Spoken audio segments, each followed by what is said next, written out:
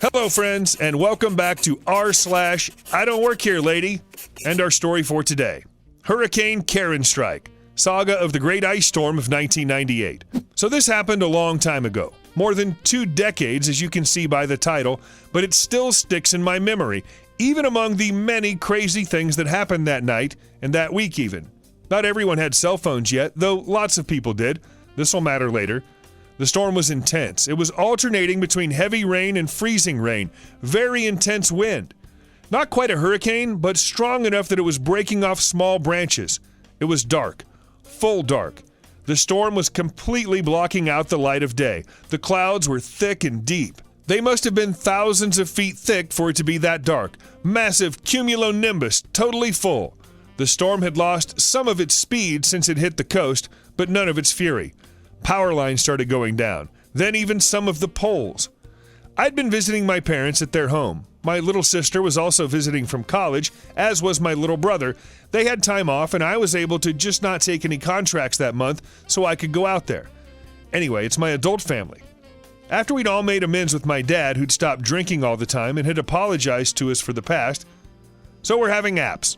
I was cooking on the antique wood-burning cook stove with my mom for dinner several hours later when it happened. Someone driving down the street. We could hear them even through the sound of the storm.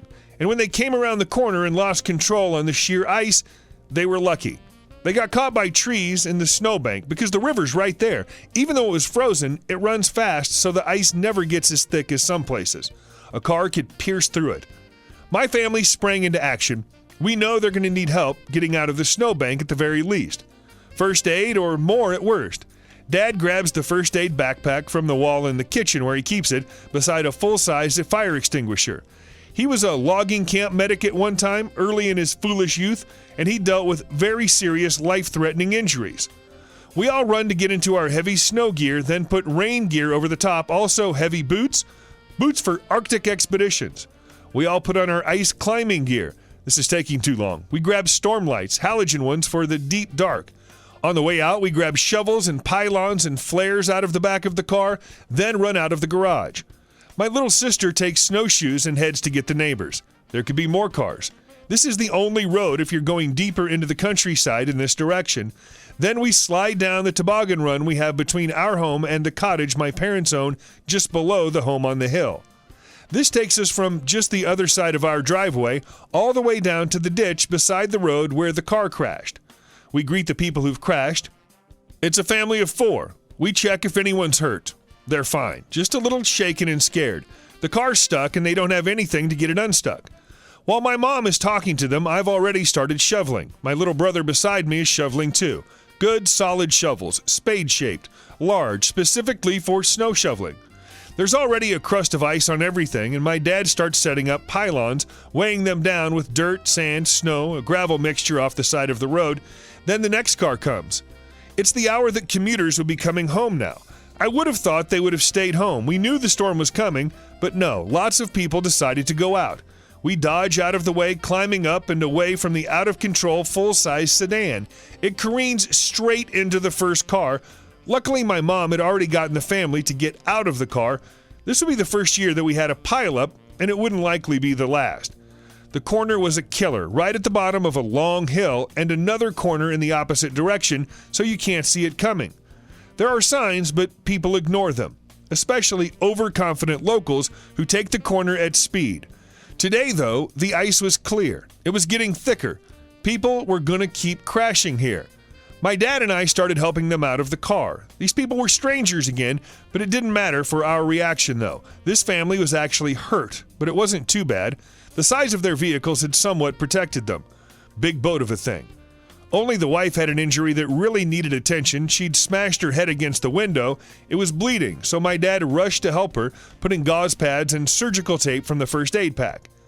At this point, my little sister arrived with 2 of the sets of neighbors. The others weren't home, she said, except Deer. He's getting salt. They had shovels and flashlights, but just digging wasn't going to be enough anymore. One neighbor, let's call him D, had a cell phone and called 911. I didn't hear any of their conversation. We were getting the family up the hill a bit to our cottage. My mom started making a fire in the wood stove, an old cook stove.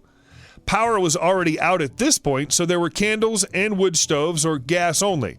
My family had some forest on the property, and we've always heated with wood. We're not rich, land was just cheap as F out there when my dad bought it way back when. He built the house and cottage himself from wood he harvested himself. Anyway, my mom and dad have started laying out the injured as cars keep arriving every few minutes and crashing, even though we've set up road flares way up the road and cones. There was no chance we were going to get people unstuck at this point. We were just getting the injured as good of treatment as we can until the actual paramedics arrive. Problem is, they're swamped. It's only a small municipality. There's a hospital and it does have ambulances, but only 3, and they're all already on calls. They'll get to us as soon as they can, but the highway further up the way from us has already claimed lives. There are now a lot of people. I never did get a good count of how many. Neighbors from further away have come out to see what they can do to help. This is Canada. We help each other in the winter, or everyone would just die. I was helping our latest impromptu guests into the cottage. It was getting really full in here. We were going to have to start bringing people up the hill to our home soon.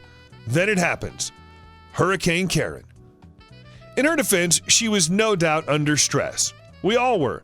We'd invited her inside just like we had with the others. The little cottage was very full of people, so not everyone had somewhere to sit. All the beds were being used by actually injured people. A few people had been seriously hurt in their crashes. Thankfully, the corner hadn't claimed anyone's life yet. Hurricane Karen walked up to D, who was on the cell phone with CAA, coordinating all the members who were here and needed towing, passing it to the other people when they needed to give their info and confirm it was them. The dispatcher was very understanding that we'd need several tow trucks and promised we were in the queue. At least that's what we're told by D. And that's when Hurricane Karen yells, "Give me that phone, I need it!"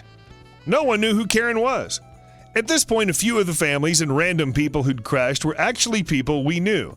She didn't even give him a moment to answer. She grabbed for it. Hurricane Karen says, "Give it to me! You're giving it to everyone! Give it to me!" At this point, it's already an adult temper tantrum. She went right to 11 in 0.5 seconds. D. Whoa there, lady, calm down. I'm talking to CAA to get tow trucks here to help everyone. Do you have it? The more members there are here, the better for getting them here faster, I think. Karen sees I've arrived back. She turns to me, pointing her finger at my face, and says, "You work here. You make him give it to me." Me. What? Lady, I don't work here. He's trying to get help here for everyone. Please calm down. There's no reason to yell. I'm sure he can lend you the phone when he's done with the emergency people.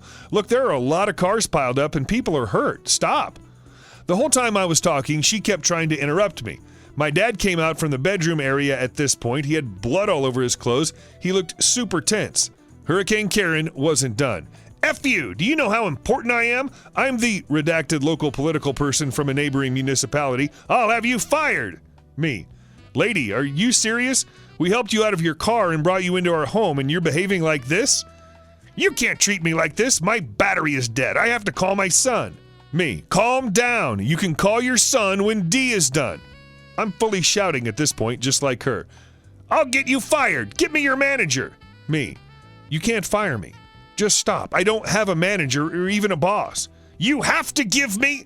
My dad interrupting her, full rage shouting. He has anger problems even still without being drunk. Nothing! We will give you nothing if you don't stop this right now. I brought you into my home. Be cool or you're going back into the effing storm. Is that what you want? I'd like to say my dad is normally a nice guy, but he's autistic, somewhat like me, high functioning, but with social interaction turned down significantly. He wasn't kidding. He was about to fully kick her back into the storm. My dad just turned around and walked back to the people who were hurt. His anger was implacable. It was probably almost as scary to Hurricane Karen as the storm. Though thinking about it in retrospect, the fact that he was covered in blood was probably why she didn't say anything else. She just sat down and shut up. The storm was by this time raging even more intensely than it had been. Trees had been coming down extensively. No one wanted to be out there, not even a spoiled Hurricane Karen. She got her turn to use the phone eventually. Unfortunately for her, one of the other people in the cottage had been one of her constituents. That lost Hurricane Karen her job. No one died under our watch that night. The road was closed, not only because of the corner, but because of all the trees that had fallen on the road up the hill. Everyone eventually got towed. Some people went to the hospital. By the next day, power was out across the eastern seaboard. More than 1,000 miles north and south of us. Took weeks to recover. More than 100,000 car accidents in just one night. Countless people newly homeless. It was the biggest disaster I ever lived through. Hey guys, thanks for watching the video to the end, and I'll see you soon.